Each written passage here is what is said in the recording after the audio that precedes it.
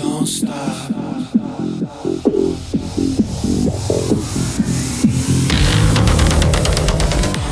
Hi, thanks so much for joining me on the Everything and Anything and a Bit Gay podcast. I'm your host, Zach Randall Friedman.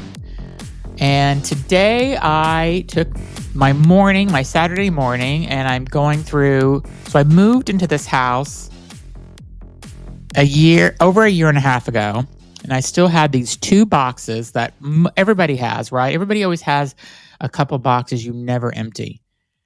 And so this morning I went through one of them, and I found a bunch of old CDs. I don't even have a CD player. So how these CDs have made it from all the moves that I've done since the late 90s or early 2000s when I bought CDs is beyond me. I guess I bought CDs. Did my car have a CD player? When did I stop having a CD player? I can't even remember. I guess maybe, I don't know, maybe I bought CDs until 2010, 2015 maybe, but I don't know. Whenever CDs went out, it's been at least 10 or 15 years that CDs have not been, it's all been digital music. So I found all these CDs and I'm going through them, and it just kind of bring back memories. And I'm throwing the CDs out because I'm not ever going to buy a CD player, and all this music is now, I stole it from, what was the name of that app that you could steal music from? Napster. I stole them from Napster anyway. So I had them all digital. And then when Apple Music and Spotify came out, I just listened to them that way. But it really brought back memories as I was looking through them. And I'm like, oh yeah, this music, to me, is attached to memories or times in my life, or reminds me of something. And my friend Jen did something really special for me on my 50th birthday, where she sent me a Spotify playlist, and it was 50 songs. And it was all these songs from junior high all the way through now, or our current time, because we've been friends for that long. And all these songs had kind of a memory attached to them, or it was a certain time. And we have funny things. There's a song by this group called Tesla called Signs. And we would just belt out the song when we could see a certain sign. I don't even know. We're like 12-year-old children still, because we do such immature, stupid things. And we're still doing this in our 50s. So I don't think we're ever going to grow up. And a lot of times her and I will say, do you think our parents at this age were doing this shit? And the answer is definitely no. Our parents were so opposite of what we were when they were in their 50s compared to what we are in our 50s. I feel like I'm still a child in some ways. I feel like I'm not an adult. And I certainly have a 12 or 13-year-old boy sense of humor with the things that I do and the things that I forward to my friends on Instagram, or I'm just immature and I know it, but it's okay. But going back to my CDs that I found, and the 50 songs that my friend Jen gave me for my 50th birthday, I went through those, and it's everything from, of course, Madonna, but there's, Tesla for that song Signs. There's what was that guy's name? I Hate Everything About You, Ugly Kid Joe. He was on there, or I had the CD downstairs. And there's Dolly Parton, Kenny Rogers singing that Island in the Stream, 9 to 5, because me and my friend Jen have watched that movie literally 25 times together, and we can say every line to that movie before the actor or actress can say it in the movie. We know it, and we quote that movie all the time. Again, lots of Madonna, lots of Two Live Crew, because that's what we grew up with growing up in Miami. But, there's country songs. There's These Boots Are Made from Walking, because there was a drag queen in Miami Beach in the 90s that used to perform that song all the time, Taffy Lynn. So she used to perform that. And so we have that song on our playlist. I don't know, just Duran Duran, Tina Turner, of course, Rolling. And there was some, I don't know, there's just so many different Miami songs. Alanis Morissette was part of it as well. Tons and tons and tons of songs that just bring back so many awesome memories. And whenever you hear these songs, Like you think about like, oh, this is where I was in my life, or this is what I was doing, or this is who I was with. It like jars something in you. Like when you smell something sometimes, you're like, it brings back a memory. To me, that's what music does. It brings back a memory. But all that being said, like I have such a wide variety of openness for music. I remember a friend of mine that I worked with named Karen introduced me to Miles Davis. And I'm like, oh, yeah, I'll listen. And then I like bought all these Miles Davis CDs, or at the time it was CDs. And then I shared also this 50th Spotify playlist with my friend Mandy. And it brought back all these memories for her because she was part of my life since junior high as well. And we had all these special memories. So, and it's like, all these Two Life Crew songs that are so dirty and vulgar, which I love. And you like, how do we get away with it? I know like Two Life Crew and Uncle Luke went through being arrested for what they were singing and stuff, but it's just so crazy to me that those songs are like what my generation would give to their grandkids now. So it's, Pop That Pussy and Fuck Shop and all these songs that are just like, I don't know, like, and I know all the words to them. I can sing those songs without even listening to them. Like I know Move Something. I can sing the entire song starting, and you don't want me to do it, but I could if I was in karaoke and I was drunk enough, I could do it. And that kind of wraps into who I talked to today on my podcast, which his name is Robbie Gennet. He is LA based, and he is a musician, and he has played with some amazing performers. He played at Graceland with Lisa Marie Presley, and he has played with like somebody that was in Pearl Jam, and he has just a really good history, and he's really talented. And whenever he reached out to do an interview in my show, I did some research on him and looked him up and Googled him and went to his website. Then I went to Spotify and YouTube and listened to some of his songs. And he's doing kind of a lot of releases this year of his music. And his music is really unique, and I appreciated it. And I downloaded a couple of his current songs to my Spotify, because a lot of times in the day when I don't have meetings, which is not often, but I'll listen to music or podcast. And so I kind of put him on my podcast playlist to start listening to his music. So I'll put his link to his website where that will kind of tell you everything about him and where to get his music. And if he's going to be touring or anything, you can, if you're in LA, I think he mostly stays in the LA area to tour. We did talk about him. He would love to do a world tour one day, of course. And so maybe he'll be in a city near you in the near future. So, but give his music a chance. Listen to our interview. I thought he was a great guest on my show. He was very kind, and I think he's super talented. I mean, he's been doing this for many years, and enjoy the interview. Thanks so much for listening. Hi, thanks for joining me on the Everything and Anything and a Bit Gay podcast. Today, I have a new guest to introduce you to. He is an artist, and I'm going to go through a million questions with him today so you get to know who he is. So welcome to the show, Robbie. Thank you so much. How are you? I'm good. So you are a musician, and you've played with some pretty incredible people throughout your career. I have. Pearl Jam. One that drew my attention was because I loved her album that she did was Lisa Marie Presley. Yeah. So first, let's start from the beginning. What influenced you to be an artist, to be a music artist? Well, I would say like most people who become a lifer at art, I couldn't stop, touching the piano, picking up instruments, singing songs. It was just in my system. So growing up, I was always at the piano and just thought, old home piano that probably my mom or dad took lessons on, just a little beater in the house, but I just would always be at it. And I think that's, for any musician, the one thing, if you can't lead your instrument alone, that's how you're going to break through frustration and boredom and, just keep going with it. So I could not stop myself. Still can't. Yeah.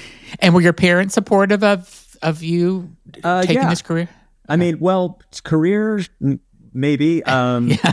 As a pursuit, as a 6-year-old, getting home lessons from, some lady we got out of the book, that was fine. I declined going to music school because I wasn't, wasn't classically trained. I actually quit lessons at 14 and I'm self-taught from there. But I think as a career, it's always tricky when you're an artist. I think your parents want you to, make money and have standing in society, and being an artist is tricky. Not everybody understands. So sometimes as an artist, you just have to persevere with your vision and your dreams and follow them through, because at the end of the day, that's what you got. That's who you are. And we'll be right back. Okay, and now back to the show. And what was the moment that you're like, okay, this is what I'm doing. I don't want to be a lawyer or a doctor or whatever your parents had in their mind that you should be. When did you say, this is the moment that I am going to pursue being a professional musician? Funny enough, I was in college. I have a degree in psychology and a minor in advertising and marketing. And probably about my sophomore year, I said to my mom, I'm a musician. I'm going to make music. This is what I do. And I am glad that I have studies in non-musical things, because how useful is psychology in writing lyrics and understanding people, Yeah. And advertising and marketing is not a bad thing to have a little bit of knowledge of. But even though things have changed and still change inexorably in the way that we do things, but at some point it just becomes undeniable. And, when you feel a true authenticity of self, and you can't deny it to yourself, it gets harder to deny it to other people. And I'm sure that goes for a lot of different areas in life. Yeah.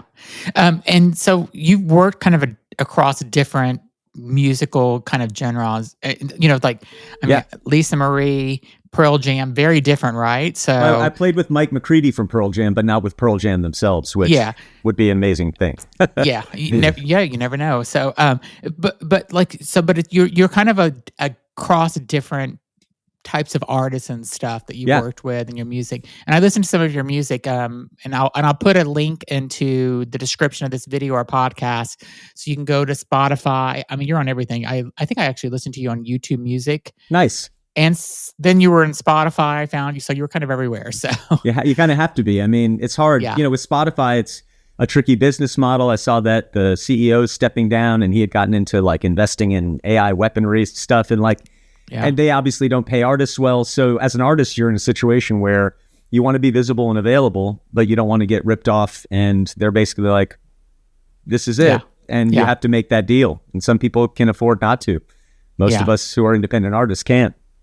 So how do you kind of describe your musical style? I can't. I think the best description for my music is my name. And I think when you go back and look at people who made music that was indescribable, use David Bowie as an example. Was he rock, jazz, cabaret, soul, funk? Yes, he was all of it. Yeah, because he was curious and he was creative, and my curiosity has led me to so many different realms of music. So as I try out different flavors and weave different spices into the mix, it becomes not just one thing. I'm not just a piano playing singer songwriter. There's synths, there's different strings, horns. So. At the end of the day, my name is what I want my music to be called, Robbie Gennet songs, Got it. Awesome.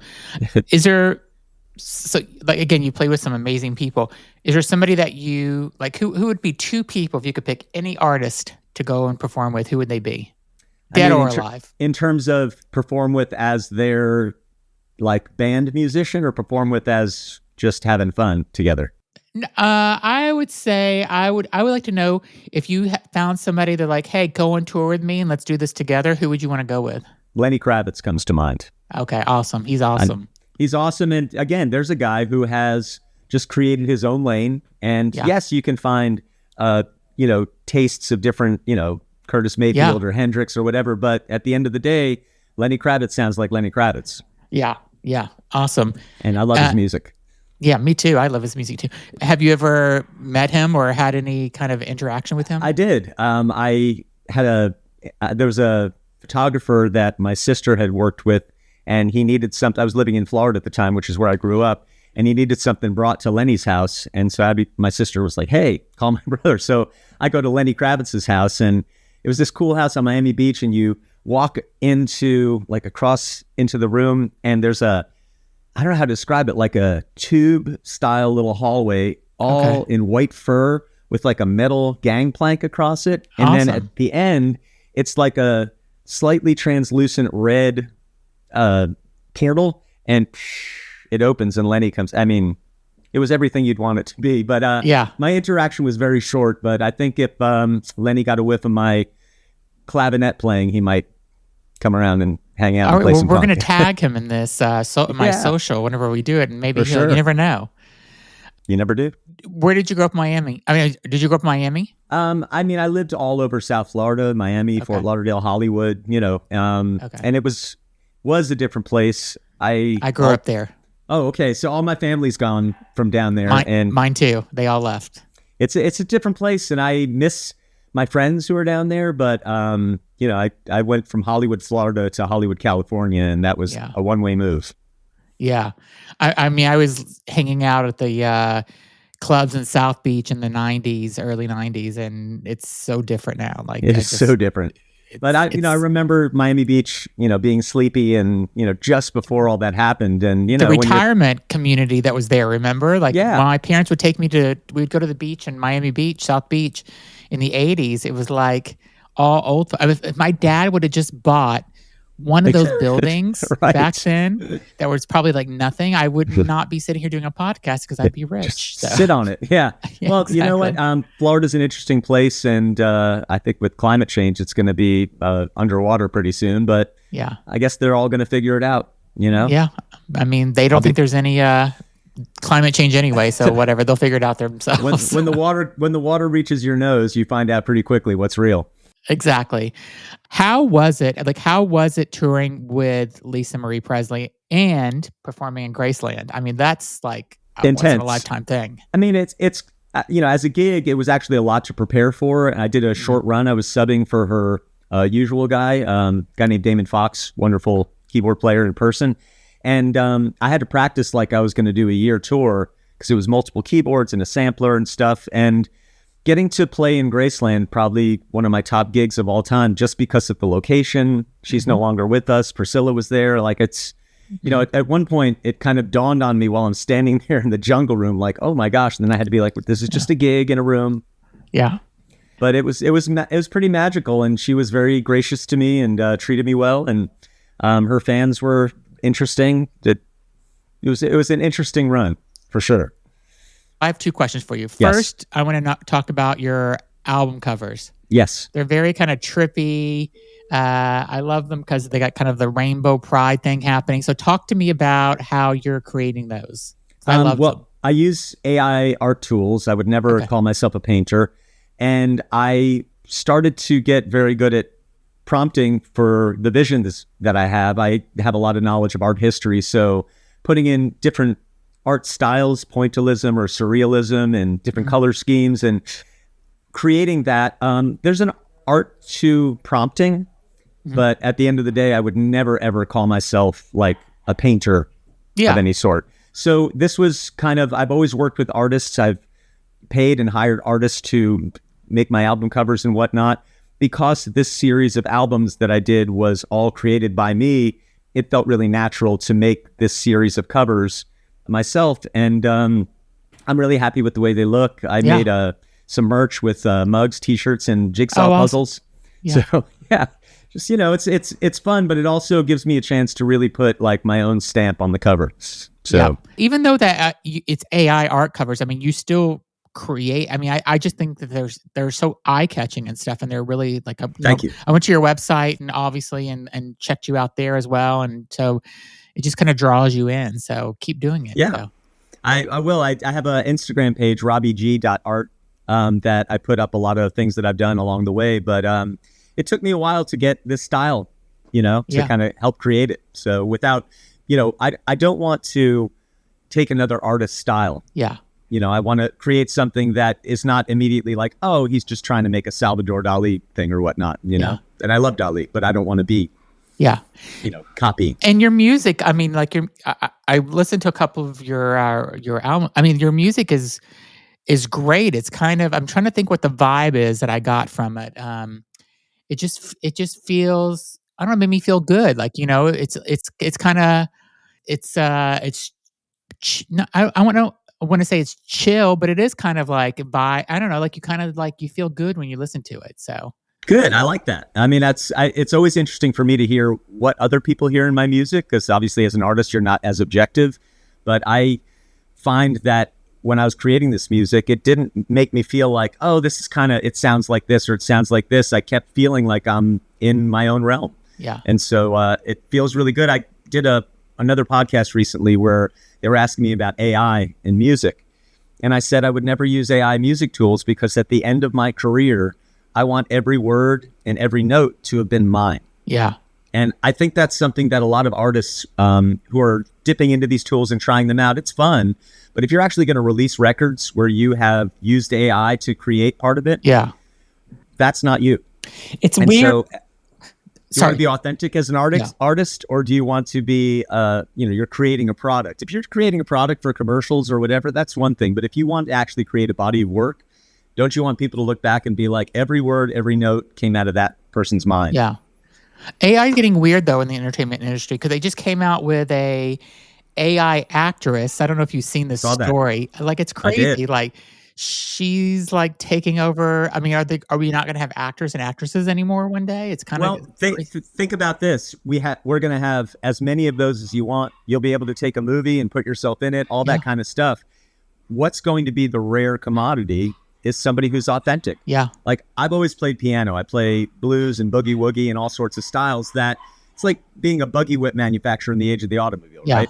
But now I'm a rare bird. Yeah. And so to sit down at a piano and play some boogie woogie, it's like an alien landing on the planet. Yeah. Whereas back in, years before me, everybody played, but now I feel like I'm kind of hanging out going like, hey, where all the piano players go? Yeah. What's your songwriting process? Like, do you kind of, are you like in the middle of the night, you wake up and you like think of something, you write it down, or you just kind of something influences you and you have a notebook that you're kind of keeping all as you go through, or like, how do you? I tell you, I used to be very precious about the way that I wrote. I would do it all by hand on legal pads. I'd sign and date it. I'd like made a record of all of my songs. And then, about 7 years ago, maybe 8 now, I lost my home in the Woolsey fire, burned to the ground. Oh, wow. And you start thinking about keeping pieces of paper. So I released myself from the way that I had written. And, I write on Word document, I'll write in notes, I'll write something by hand if I have to. But I started to really I'd always tried different realms of coming into songs different ways, but I started to really break up my style, coming in from a bass groove, coming in from a synth part, coming in from just lyrics, coming in from a keyboard idea that was on a Farfisa organ sound, and I just went with it, So instead of limiting myself, like, okay, I kind of have this style, I wanted to just keep exploring. So that's why if you listen to the records I put out this year, and for listeners who don't know, I'm putting out 10 records in 10 months. Wow. So the 9th one just came out October 1st. The 10th and final of this series will come out November 1st. But if you listen from the first to the last, there were no synths up front. And then by these later records, there's a ton of synth stuff and bass lines that might, be at home in Duran Duran or Talking Heads or who knows. I don't even know. I wasn't trying to consciously like, okay, I want to do a John Taylor bass line. But sometimes I'll listen back to a song and be like, I could kind of piece that together. But it's just being interested and curious and, wanting to evolve and not just create the same 4-chord piano song. Yeah. Got it. So you did an online kind of concert or broadcast, right, with a full band? Yes. Tell me how that was compared to doing it in person. Like, what was the difference? So in this modern age, we have a lot of different ways that we can do things. For me to create this music, which I did at home, to go out and perform it and do it on a keyboard in a little club and try to film it and put some stuff up on social, for the same doing rehearsals and getting the band together, going into this beautiful studio, Revolver Recordings in Westlake Village, setting up and sound checking and rehearsing in the studio, and then shooting a live show song by song and making it something where I'm on a beautiful Steinway grand piano. Everything's mic'd great. We got 4 cameras up. So this is live. It's not auto-tuned. The voices are live, horns, strings, and everything's bleeding into mics. So how, you really have to nail a take. And I wanted that because in this day and age of everybody being able to fix everything digitally, I want to make an actual live performance and have it be something that after I broadcast a show, people can, I put out a video a week usually of each song so people can see it, and it represents me. This next show that I have coming out, which is October 12th on Stage It, is with horns and strings, and I wrote all the arrangements. So now, besides putting myself out as just, you know, as an artist, I'm also putting myself as an arranger, composer. All the charts are mine. And so now I'm somebody that, you know, producers can call, studios can call and say, hey, come on in, you can play the piano, play the bass, rhythm guitar, write the arrangements, you know, do the vocal arrangements, sing.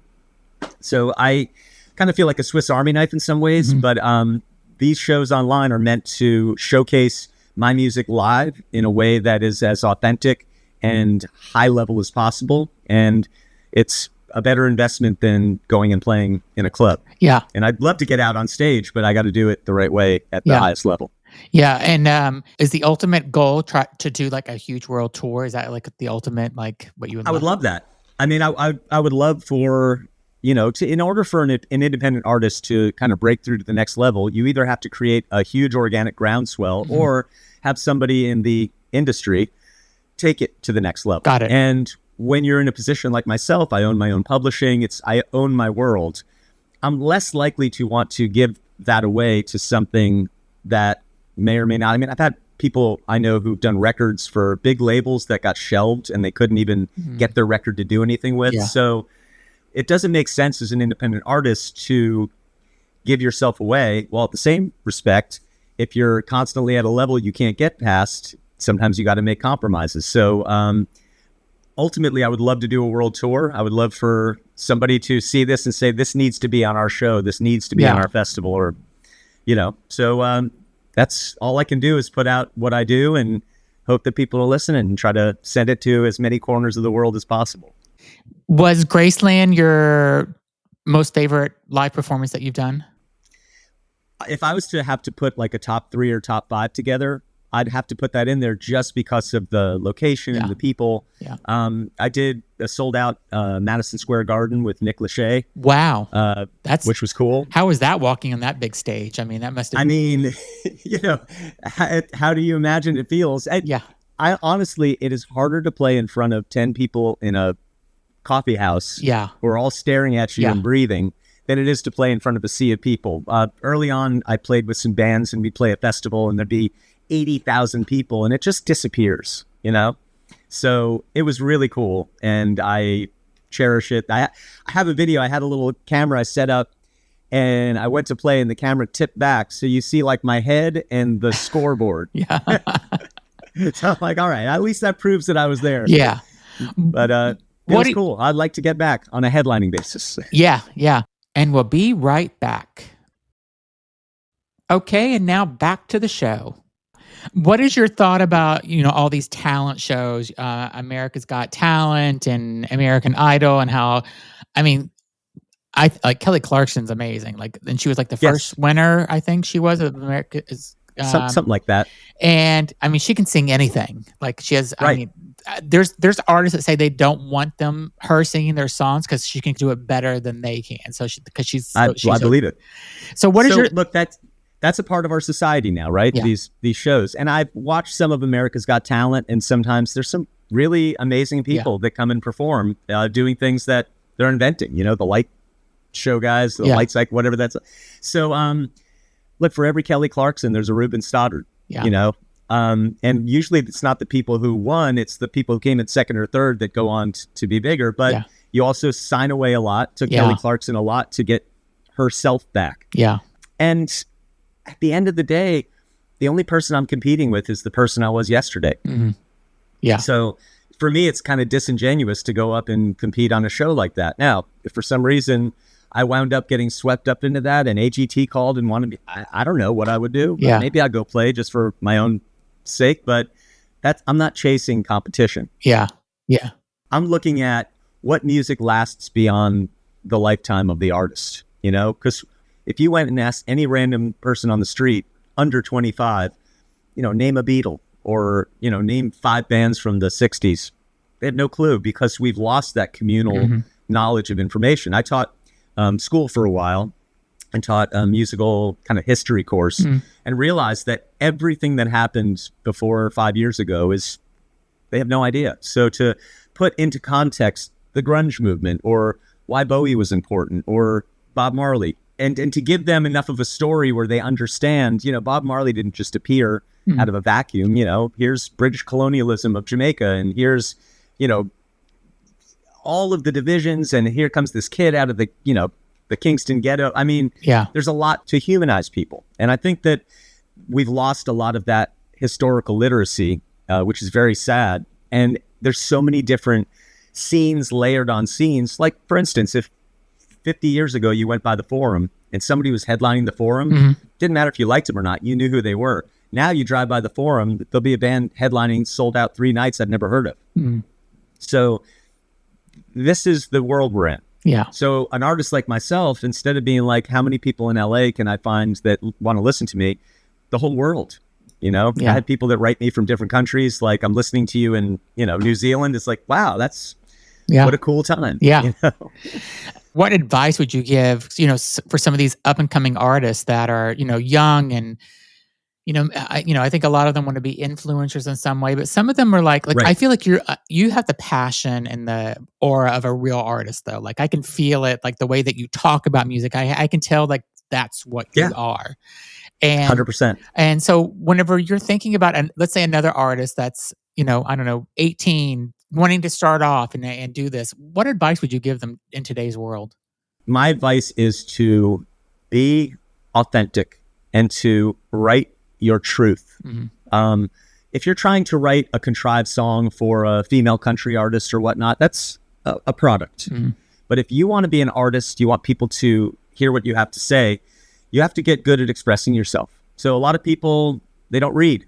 So they're not getting great literature. They're not getting great ideas, new vocabulary, new phrases and colloquialisms and things to say. So you look at a guy like Bowie or Neil Peart from Rush, one of my favorite drummers and human beings and lyricists. They were constantly reading, constantly nosing a book. And unfortunately today, screens and swiping and stuff, it takes a lot of people's attention. And so if you want to be a great writer, you got to dig into great writers, and you have to increase your skills and expose yourself to new things. So a lot of people get into a niche, but the reality is you have to find what it is that makes you you. So I got to a point in writing lyrics where I would write something down without thinking about rhyming and length of lines and stuff. And then I'd craft the music to that. Yeah. Because the idea and the thought in the lyric was, to me, profound and pure and said something and encapsulated something. And I wasn't going to try to squish it into a box. Yeah. So I would put myself under the umbrella of rock and roll. Yeah. I kind of in that realm. But in rock and roll, you have such a big umbrella. You can have bands that sound diametrically opposed and still be rock bands. Whereas something like country or reggae or blues, you have to sound a certain way and keep to a certain style to be considered that. And to me, that it's like anti-evolution. It's constraining yourself, where as an artist, you should be liberating yourself. Yeah. What do you think about Youngblood? So obviously he's got a lot of hype. Obviously he can sing, and he's a magnetic performer. And obviously he got in the realm to do the Ozzy show. Yeah. So power to him. I mean, he's killing it. Just played with Aerosmith. And I think that a guy like that can bring back some of that rock and roll and rock star vibe, and also have new people go, oh, Aerosmith, pretty cool. Yeah. Which I'm all about.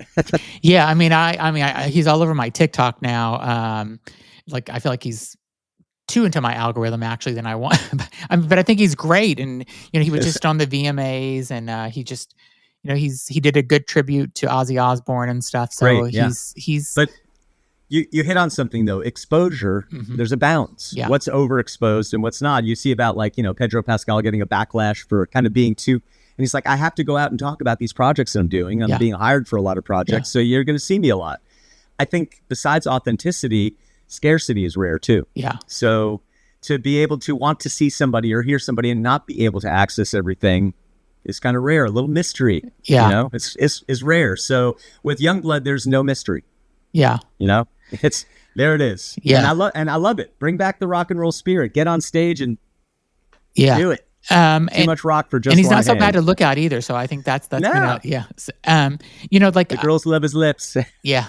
His and then like, you know, like Chapel Rowan, like I think that she was like, I love her. I think she was getting Yeah, so overexposed though, because like everything on right. social and, you know, even TV was like all about her. And then it kind of like it's quieted down a little bit now, I which think is I think she recognized that. Probably her team and her as a professional said, we got to disappear for a little bit yeah, because people aren't going to want to see you anymore. yeah, Like let exactly. them wonder, and then all of a sudden, bam, here's new Chaperone. You know, maybe with no, you know, we're just dropping a record on Friday out of nowhere. You know, how you build excitement in this day and age, how you peel eyeballs. Look, somebody like Chaperone or Youngblood, since they're new and they're fresh, there's going to be a lot of people that jump on just because everybody thinks it's cool. Now I think it's cool, you know? Yeah. And, you know, you go back to bands like the Ramones who sold more T-shirts than albums. You know, there's a lot of people, or nowadays you see kids with Nirvana shirts all over the place. Yeah. And you walk up to any of them and say, all right, name me 3 Nirvana songs. And they don't even know. They're just wearing it because of the big happy face, you know? Exactly. So, which is, it's okay. I mean, keep getting it out there and putting it out. So somebody's going to go, Nirvana, what is that? Yeah. But even, you know, 30 years on from, or more than 30 from Smells Like Teen Spirit, you start to disassociate from how huge that was. Even things that were huge 10 years ago, you know, have trouble getting traction now sometimes because it's yesterday's news. I mean, It all goes, I'm always interested in who lasts. yeah.